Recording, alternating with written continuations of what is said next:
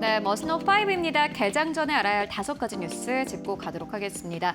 미국과 캐나다 간의 무역 협상이 결렬됐습니다. 이를 두고 많은 이야기들이 나오고 있는데요. 간밤에 뱅크 오브 아메리카는 사실은 관세보다 투자 심리 위축이 더 큰 문제다라는 투자 의견을 제시했습니다.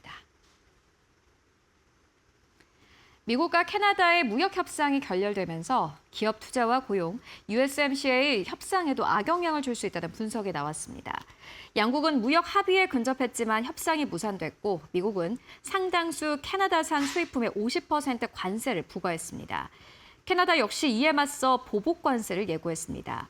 뱅크 오브 아메리카의 카를로스 카피스트란 이코노미스트는 관세가 캐나다 GDP에 미칠 직접적인 영향은 제한적일 것으로 평가했습니다.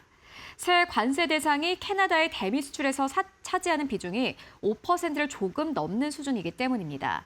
다만 관세 자체보다 불확실성 확대에 따른 기업 투자와 고용 위축이 더 큰 문제라고 지적했습니다.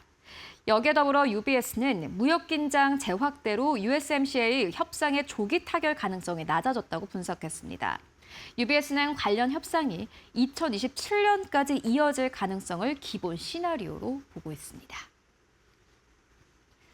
네, 미국과 캐나다 간의 이 무역 전쟁, 앞으로 시장에 어떤 불확실성을 가져다 줄지 함께 확인해 보도록 하겠습니다. 이어서 두 번째 이슈입니다. 엔비디아인데요. 엔비디아 이번 주 실적 발표를 앞두고 있습니다. 엔비디아가 실적 발표를 앞둔 상황 속에서 그룹 기술이 본격적인 상용화 단계에 들어선 것으로 나타났습니다. 하반기 공급을 목표로 하고 있다라는 CNBC의 보도가 있었습니다. 자세하게 만나보시죠. 엔비디아가 지난해 200억 달러의 라이선스를 확보한 그록 기술의 본격적인 상용화에 나섭니다. 엔비디아는 그록3 LPX 렉이 양산에 들어갔으며 이 네비우스 데이터 센터의 베라 CPU, 루빈 GPU와 함께 배치돼 연말 가동될 예정이라고 밝혔습니다. 엔비디아는 그록3 칩 256개를 하나의 LPX 렉에 탑재해 초당 최대 3,400토큰을 처리할 수 있다고 설명했습니다. 회사는 코딩 등 AI 에이전트 분야에서 저지연 추론 수요가 빠르게 커질 것으로 보고 공급 확대 속도를 내고 있습니다. 특히 클라우드 업체들이 더 빠른 응답 속도를 원하는 고객에게 프리미엄 요금을 부과할 수 있을 것으로 전망했습니다. 경쟁사 AMD도 이 세레브러스 칩을 렉 시스템에 통합하며 AI 추론 속도 경쟁에 뛰어든 상태입니다.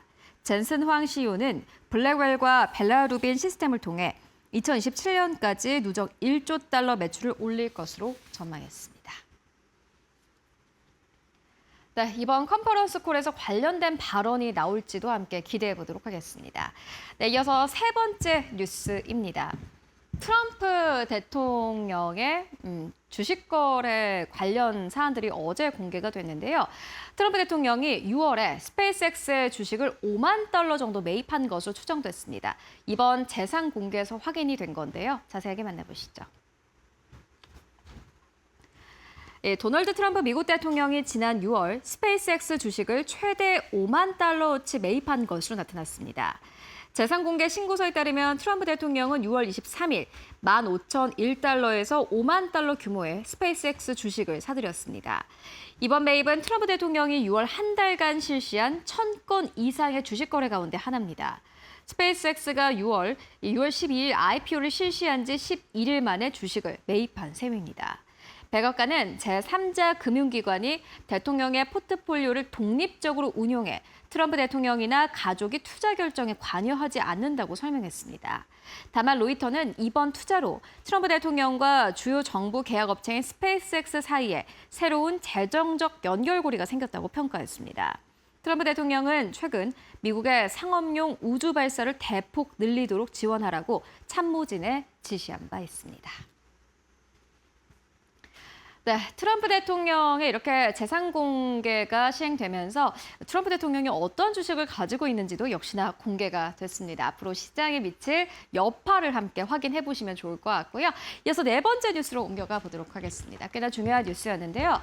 비즈니스 인사이더의 보도였습니다. 아마존이 완전 자동화에 차세대 물류 시설을 개발 중이다라는 보도가 있었습니다.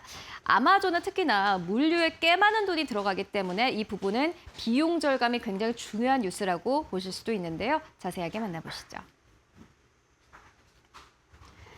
아마존이 AI와 로봇을 활용해 배송 직전 단계까지 자동화하는 차세대 물류시설을 개발하고 있습니다.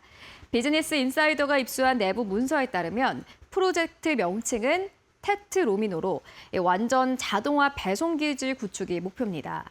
배송기지는 풀필먼트 센터에서 넘어온 상품을 지역별로 분류해 배송기사에게 넘기는 물류 과정의 마지막 거점입니다. 크기와 형태가 다양한 택배를 다뤄야 해 그동안 자동화가 어려운 영역으로 꼽혀왔습니다. 아마존은 2028년 첫 시범 시설에 1억 300만 달러를 투자할 계획입니다. 이후 2029년엔 5곳, 2030년엔 추가로 10곳을 구축할 예정입니다. 2029년까지 누적 투자액은 5억 3천만 달러를 넘어설 것으로 전망됩니다. 아마존은 테트로미노가 기존 배송기지보다 약 2.5배 빠르게 택배를 처리할 수 있을 것으로 보고 있습니다. 네, 이게 유통업계에는 또 다른 변화가 될지 함께 기대해 보도록 하겠습니다. 이어서 마지막 뉴스 만나보시죠. 네, 현대차 노사가 임금 협상과 관련해서 잠정 합의에 들어갔습니다.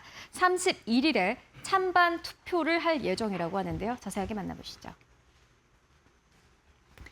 현대자동차 노사가 10년 만에 전면 파업 끝에 올해 임금 협상 잠정 합의안을 마련했습니다.